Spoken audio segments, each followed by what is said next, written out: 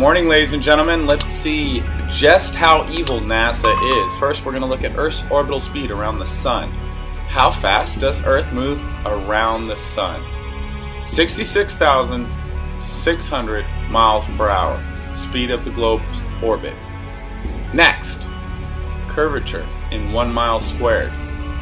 According to Pythagorean theorem, 0.67 feet of drop. 8 inches converted to feet is 0.66667 feet. Curvature in 1 mile squared. Check. Earth's axial tilt, 23.4. But when you take 23.4 and subtract it from 90, a right angle, you get, believe it or not, 66.6 again. You've been brainwashed. Yes, globe earthers say flat earthers have been brainwashed, and flat earthers say globe earthers have been brainwashed. But think about this. Globe earthers are simply advocating the first version of reality they were taught as little children. Meanwhile, all flat earthers were actually taught that exact same version of reality as children, the only difference being that they went back as adults and did their due diligence in researching the opposing arguments without any bias or cognitive dissonance to see whether or not what they were taught as children still stood up to the critical scrutiny of a discerning adult. Then, after doing so, and finding fatal flaws in the model, these discerning adults went against all of society, enduring endless insults and ridicule, many losing friends and family members in the process, all for daring to question this globe gospel. So tell me, Professor, who sounds more brainwashed? The diligent and discerning adults able to override their initial... So I see some people in my comments saying, why would y'all listen to anything she gotta say? She believes that the earth is flat, blah, blah, blah. I'm about to tell y'all why I believe the earth is flat. And I'm not forcing anybody to believe that the earth is flat, but I'm about to tell you for my reason why I believe the earth is flat. First off, God told Isaiah the difference between a ball and a circle when describing the earth. Yah said he created the earth as a circle and stretched it out. And after that, he put a tent over it to keep us from going outside of the firmament, as he sits on top of it using it as a footstool. This is how he describes the earth. He also said he set the earth on its foundation so it cannot move. A foundation is a flat surface. He says the earth shall never be moved, but scientists says that it's moving 1,040 miles per hour. He also talks about the four corners of the earth. A ball does not have corners, but a flat surface do. He created a firmament over the earth, creating anybody from going in or out, which also proves NASA is fake. He also talks about the four corners of the earth. A ball does not have corners, but a flat surface do. As I said, God told Isaiah the difference between a ball and a circle when describing the earth. If y'all don't know, the Hebrew Bible was the first Bible. The word circle can be described as a compass. The word corner can be described as quarter. He says he sets the earth as a compass. This is what he means when he states the corners of the flat earth. He also said he set the earth on its foundation so it cannot move. A foundation is a flat surface. He says the earth shall never be moved, but scientists says that it's moving 1,040 miles per hour. There was a time that Yah told the sun to stay still and the moon stayed also, meaning it had to be moving for him to tell them to stay still. God also says he would deal with those who added and took away from his word. There was a verse in the Bible that proved that the earth was flat by saying it was flat. But the New International and King James Version has added and took away from God's actual word. And for those who mock and laugh at my videos and duet, remember they mocked and laughed at Noah too when he built that ark.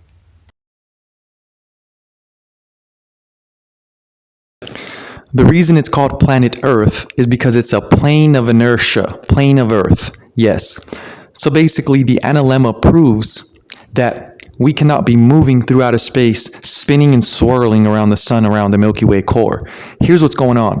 The analemma, which you have no idea what it even is, you never even heard of an analemma. So how can you tell me that the Earth is a ball when you have no knowledge, meaning you don't know anything. You just think and you say, well, why would they lie? So first of all, you need a reason for them to lie, and then you can go investigate how they lied.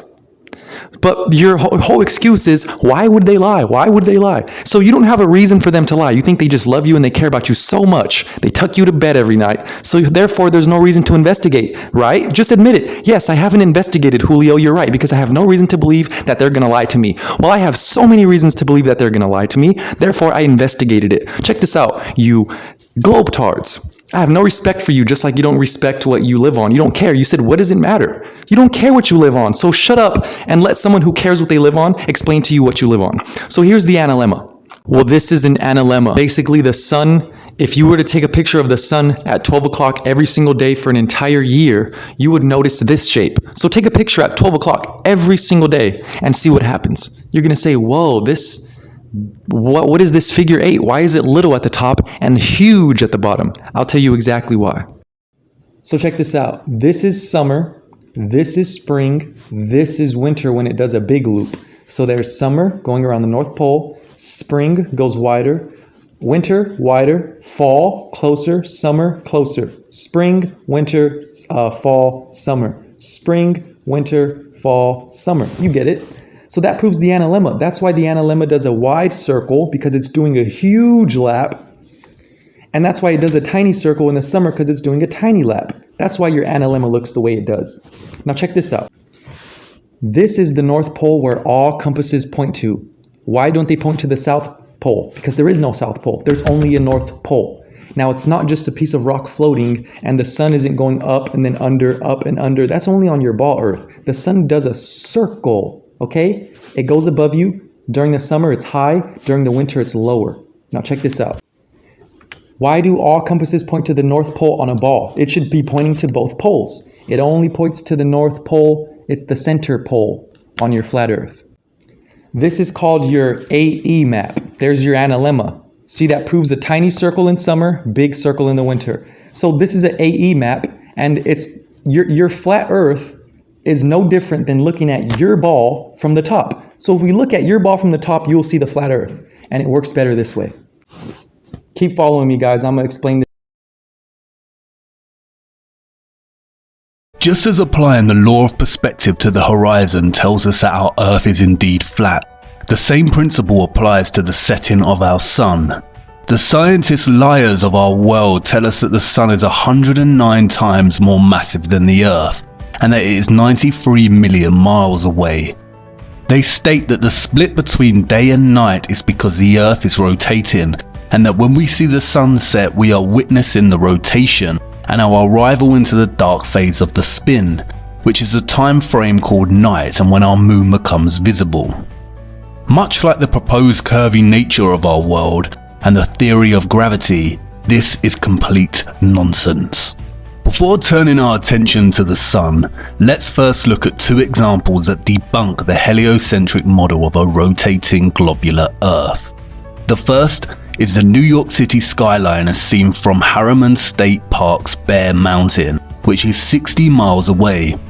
If the Earth was a spinning globe of 25,000 miles in circumference, then this viewing from Bear Mountain's 1,283-foot summit should be impossible. If we take Pythagorean theorem, which determines the distance to the horizon being 1.23 times the square root of the height in feet, then this skyline should be invisible behind 170 feet of curved Earth. It should actually be beneath the horizon. Similarly, when ships pass the ocean's horizon, they should technically be vanishing over the curve of the Earth. A strong camera lens, however, proves this to be false. Ships do not vanish over the curve of the Earth, but vanish beyond our limits of perspective. The law of perspective on a flat plane dictates that a receding object diminishes in angle and height until the line of sight converges to a vanishing point, or what is called the horizon, in which the object then becomes invisible. The scientist liars claim that the sun sets and vanishes beyond the curve of the Earth, but this is nothing more than the sun moving beyond the vanishing point of perspective, which is determined by the limitations of our eyes, other objects, and weather. The same law applies to how we see the sun and its rising and setting. The sun never rises or sets. It is an optical illusion determined by the laws of perspective. We think we see the sun rise and set because of the convergent and divergent nature of our line of sight. For instance, this row of street lamps appears to decrease in size further down the line of sight.